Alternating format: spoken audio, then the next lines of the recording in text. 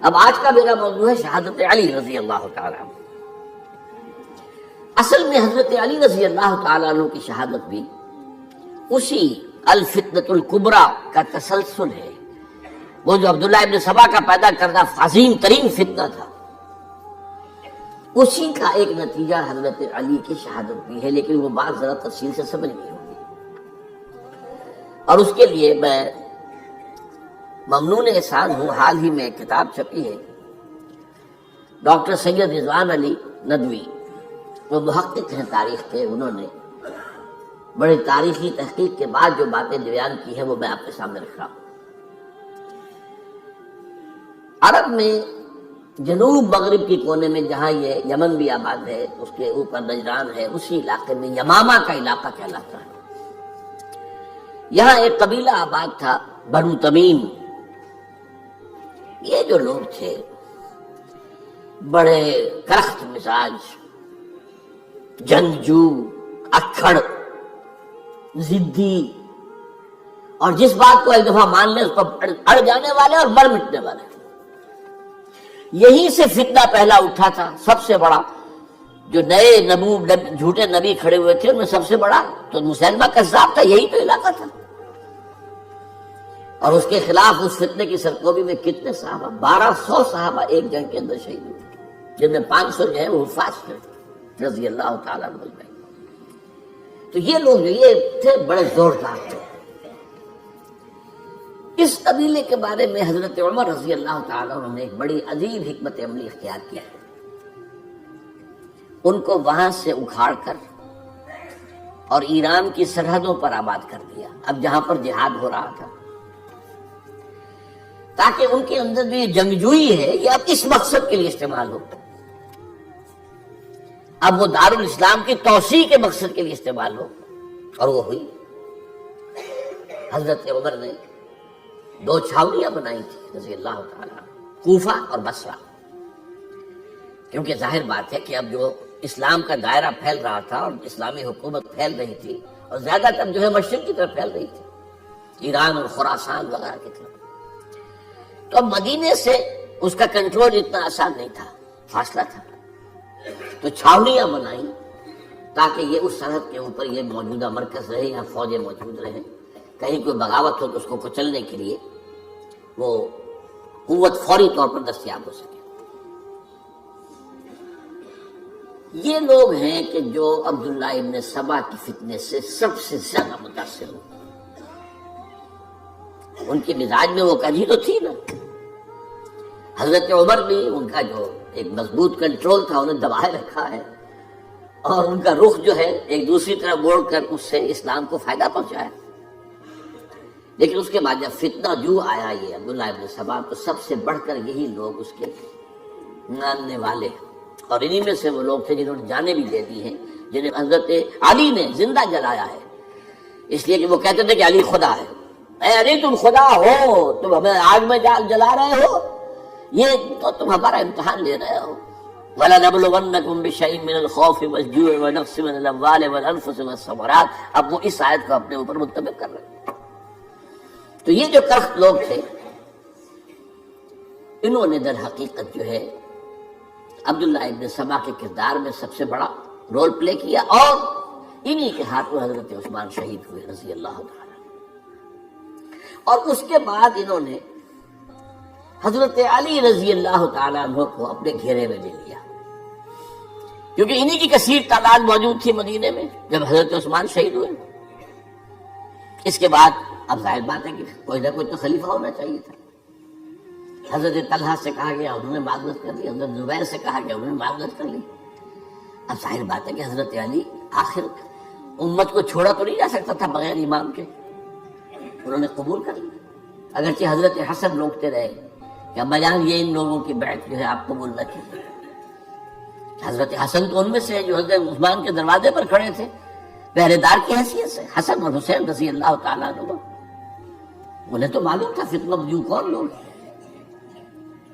اس کے بعد حضرت علی رضی اللہ تعالیٰ عنہ نے اسی حکمت سے، جس حکمت کے تحت حضرت عمر نے یہ چھاونیاں آباد کی تھی، دارالخلافہ بھی مدینے سے کوفہ منتقل کر دی، تاکہ پورے عالم اسلام کو کنٹرول کیا جا سکے اس مرکز کے ساتھ۔ اس کا نتیجہ یہ نکلا کہ اب گویا کہ حضرت علی کے گرد ان لوگوں کا گھیراؤ مکمل، کوفے میں یہی تو آباد تھے، کوفی یہی تو تھے، حضرت عمر نے انہیں لا کے یہاں آباد کیا تھا۔ جب حضرت علی نے کوفے کو اپنا دارالخلافہ قرار دیا تو گویا کہ ان کا پھر عمل دخل بہت بڑھ گیا۔ ایک طریقے سے یوں کہا جا سکتا ہے کہ انہوں نے اب حضرت علی رضی اللہ تعالیٰ عنہ کو اپنے محاصرے میں لے لیا۔ چنانچہ جنگ جمل کے موقع پر یہ ہوا ہے کہ صلح ہو گئی تھی، حضرت عائشہ رضی اللہ تعالیٰ عنہ کے جو نمائندے تھے اور ادھر سے حضرت علی، صلح ہو گئی تھی، طے ہو گیا تھا کہ ہاں قاتلین عثمان کو جو ہے ان کو سزا دی جائے گی، قصاص لیا جائے گا حضرت عثمان کی قتل کا۔ لیکن ان لوگوں نے 10,000 آدمی کھڑے ہو گئے کوفے کے اندر، ہم سب قاتل ہیں عثمان کے، لوگ قصاص ان سے اگر لے سکتے ہو، جس کے نتیجے میں اور انہوں نے جنگ شروع کر دی۔ اور جب جنگ شروع ہو جائے تو پھر اس کے بعد تو کوئی نہیں دیکھ سکتا کیوں شروع ہوئی، کیسے شروع ہوئی، کس نے شروع کی۔ اب تو یا مارو یا مرو، دو ہی باتیں ہوتی ہیں۔ 10,000 مسلمان ایک رات میں شہید ہوئے جنگ جمل میں۔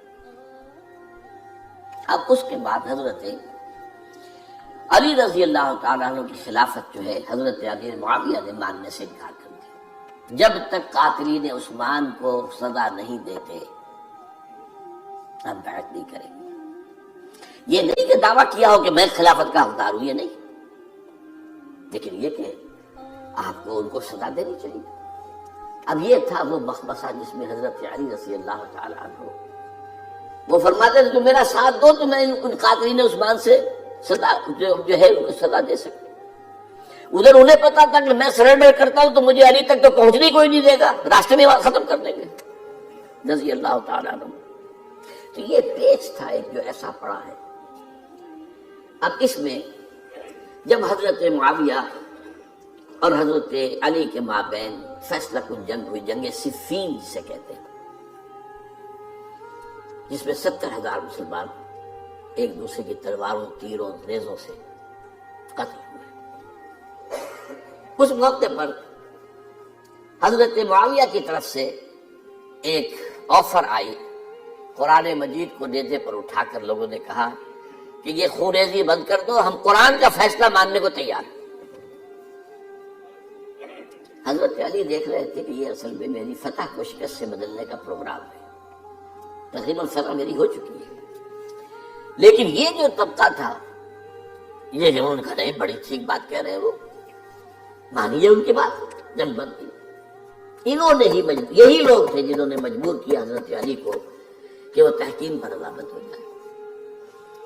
اس کے بعد تحکیم میں جو معاملہ ہوا، حضرت علی حضرت عبداللہ ابن عباس کو اپنی طرف سے حاکم بنانا چاہتے تھے، یہ اڑ گئے نہیں، یہ اڑ جانے والے لوگ، اور یہی اصل قوت تھے، وہاں ساری طاقت تو انہیں کی تھی۔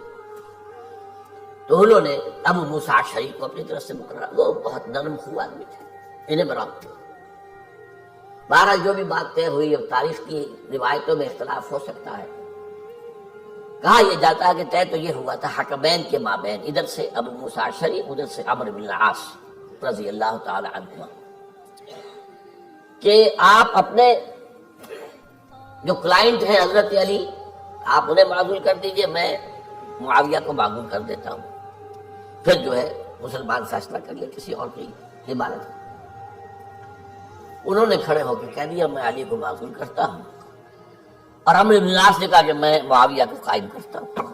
اب یہ ہے روایت، واللہ عالم، اس میں کتنا سچ ہے کتنا جھوٹ ہے، میں کوئی مورخ نہیں ہوں، میں کوئی تاریخ کا محقق نہیں ہوں۔ اس کے بعد جو ہے اب یہ لوگ انہوں نے کہا کہ مانیے تحکیم کو،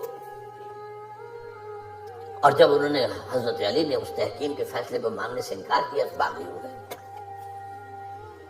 حضرت علی کو کافر قرار دیا، اور جا کر ایک جگہ پر حرورہ ایک جگہ تھی، وہاں پر جا کے جمع ہو گئے، جتھا بندی کی بہت بڑی طاقت پر وہاں کر لی۔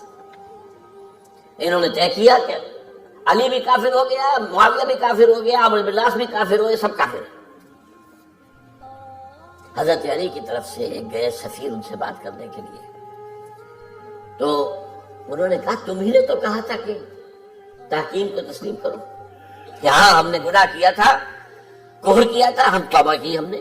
اگر علی بھی مان لے کہ میں نے مان کر کفر کیا تھا اب میں توبہ کرتا ہوں تو ہم ان کی بات مان لیں گے. اب حضرت علی اس طرح کا جھوٹ کیسے بولتے؟ انہوں نے تو کوئی کفر نہیں کیا تھا. بہرحال انہوں نے پھر بھی نرمی برتی کہ دیکھو اگر تم کوئی خوریزی نہیں کرو گے، فساد نہیں مچاؤ گے تو میں تمہیں کچھ نہیں کہوں گا. لیکن وہ اپنی ان شرارتوں سے بعد نہیں آئے. تو پھر تیسری جو بڑی جنگ ہوئی ہے ان جنگوں میں، جنگ نہروان کہلاتی ہے، حضرت علی کی جنگ خوارج کے ساتھ، جس میں 4000 خارجی جو ہے وہ ختم ہوئے. اور یہ بات اب آپ نوٹ کر لیجئے کہ یہ لوگ جیسا کہ اکھڑ بھی تھے لیکن اپنی بات پر ڈٹ جانے والے تھے، لیکن ساتھ ہی دیندار بھی تھے، نمازی اور روزگار بھی تھے. یہ اس طرح کے لوگ نہیں تھے کہ جو فاسق اور فاجر، بس یہ مزاج کا ایک ہے جس بات جو بات دل میں بیٹھ گئی اڑ گئے. تو یہ اصل میں انہوں نے پھر فیصلہ کیا کہ اور تو ہمارے بس میں اب کچھ نہیں ہے، ان تینوں کو قتل کر دیا جائے، علی کو بھی اور معاویہ کو بھی اور عمرو بن العاص کو بھی. تو ایک جگہ ان کی سازش ہوئی، 3 آدمی معین ہو گئے، ایک ہی وقت کا طے فیصلہ ہو گیا، فلاں تاریخ کو فجر کے وقت تم جاؤ، وہ تم کوفے کی جامع مسجد میں جب علی نماز جماعت کرا رہے ہو خنجر مارو انہیں. اور یہ اس کا نام ابن ملجم تھا، خارجی، یہ وہی لوگ بنو تمیم کے لوگ. دوسرا جو تھا وہ دمشق میں حضرت معاویہ کو قتل کرنے شہید کرنے کے لیے پہنچ گیا. تیسرا مصر پہنچ گیا حضرت عمرو بن العاص کو. اب یہ بات اللہ کی طرف سے ہے، یہ تو اس کی مشیت ہے، اس کا فیصلہ ہے. حضرت علی پر وار کارگر ہوا، آپ شہید ہو گئے. حضرت معاویہ پر وہ وار ذرا اوچھا پڑا، زخمی تو ہوئے لیکن آپ کی جان بچ گئی. عمرو بن العاص اس روز مسجد میں کسی معذوری کی وجہ سے، عذر کی وجہ سے فجر میں آئی نہیں سکے، لہذا حضرت علی کی شہادت ہو گئی. اب یہ ہے اصل پس منظر، کن لوگوں نے کیا شہید، اصل میں وہ سمجھ لینے کی بات ہے. یہ خوارج نے شہید کیا، لیکن خوارج کا فتنہ سبائی فتنے ہی کا آف شوٹ ہے، اسی کے ذیل میں ہے، اسی کی ایک شاخ ہے، اسی کا ایک نتیجہ ہے. یہ خوارج جو ہے بعد میں بھی ان کی مسلسل جو ہے وہ جنگیں رہی ہیں. بہرحال اس صورتحال کو یہ سمجھ لیجئے کہ یہ خلفائے ثلاثہ رضی اللہ تعالی عنہ، حضرت عمر شہید، عثمان شہید، علی شہید. عجیب بات ہے کہ تینوں کا نام عین سے شروع ہوتا ہے، عمر عین سے، عثمان عین سے، علی عین سے، تینوں شہید ہوئے ہیں. لیکن یہ کہ یہ ہے تاریخی پس منظر.